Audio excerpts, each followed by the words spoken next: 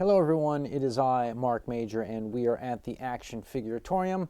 I would first like to thank all of the new subscribers this year to let you know that we are tracking towards 1 million subscribers, and it's going to be a bit of a long track, but we are going to hit 1 million subscribers, and when we do, I am giving away a grand piano, 1/12 scale. And really look forward to giving away that grand piano in 1/12 scale. So today what we're going to be talking about is customizing a 1997 Power of the Force A-Wing vehicle, and we're going to be shoehorning it into my sort of World War II diesel punk Gangs of Stalingrad adventure series I have going on, and so I think for this one everybody needs to probably strap on the leather and hold on tight.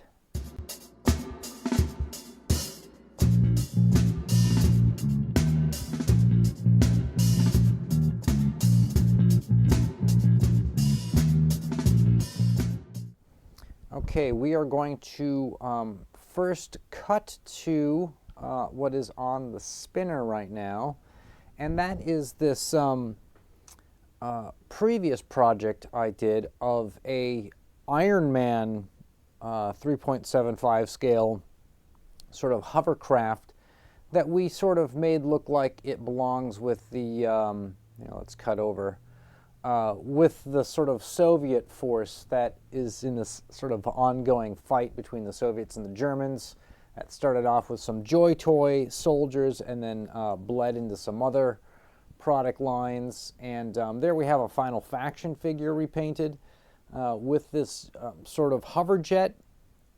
So the reason I'm showing you this is because we now have an A-Wing that we are going to be customizing, and we need it to kind of fit with the colors and the scheme. So what I did is on this, I left the browns brown, and everywhere that was red, that kind of gives you that Iron Man two-tone, bronze red color. Well, everywhere that was red, I repainted it with copper. I used a copper paint, I brushed it on, and then I added various layers of wear and suffering, I guess you could call it. You can just see the metal suffering and some decals and a wash, etc. And that's sort of the pilot that goes with it. He's kind of a robo guy, half robo, side robo. He's kind of robo-esque.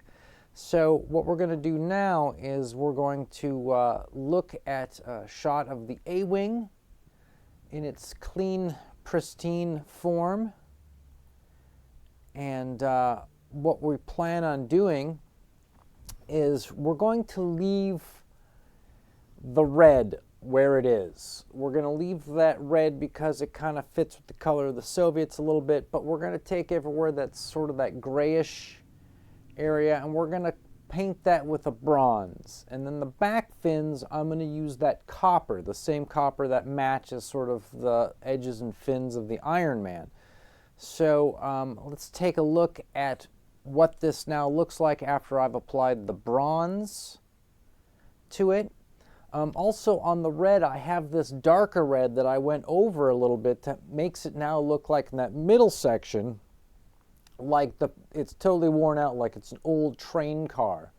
Okay, there you can see the copper on the back fins there. Mostly a layer of bronze on the rest of the ship, and I sort of added some copper highlights on it. The little back area is just painted kind of a couple different splotches of brown. We're eventually going to make that look like old metal. So at this point, you want to go in because we want this to look like this thing has been running for a long time. It's been on a lot of missions. And so now I'm going to go in and I'm going to add all the sort of weathering to it. That's this shot here, of course, with my fake blue background. And there's the pilot for it. That is a Leonard action figure that I've just done a little bit of touch-up painting to, add a little bit of maroon to her top and to the inside of the pants. Of course, has the cool hat that's tucked down really far. So this is with the bronze, with it's been properly aged.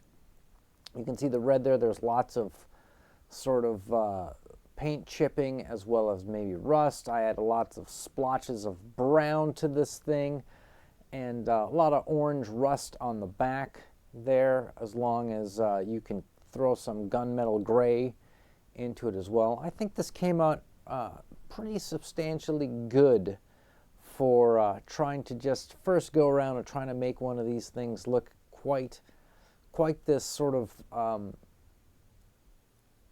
aged and also not a modern looking thing, but like kind of an ancient thing. The way that Star Wars is kind of based on World War II. I think I can actually, yeah, it looks like we're going to take the push in with the camera here so you can see just kind of how gross this thing looks, like it's supposed to look, like it's been in a lot of campaigns. There's the detail on the back. The red star looks particularly fatigued. It's actually got a crack in it. It's got one of the tips is missing, right? Plenty of rust, plenty of dirt, mysterious dirt. Also managed to find a